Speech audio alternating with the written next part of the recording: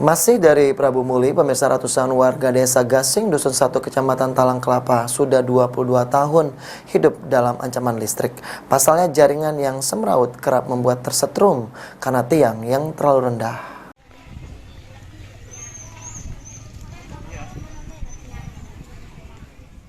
Sudah 22 tahun ratusan warga desa Gasing Dusun 1 Talang Kelapa Banyuasin hidup dalam ancaman.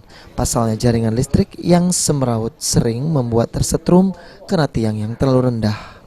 Kondisi tiang listrik yang hanya setinggi 2 meter dan terlihat semraut menurut Ketua RT 1 Dusun 1 sudah banyak membuat warga tersetrum, terutama karyawan pemasang tenda karena kabel yang sudah terkelupas.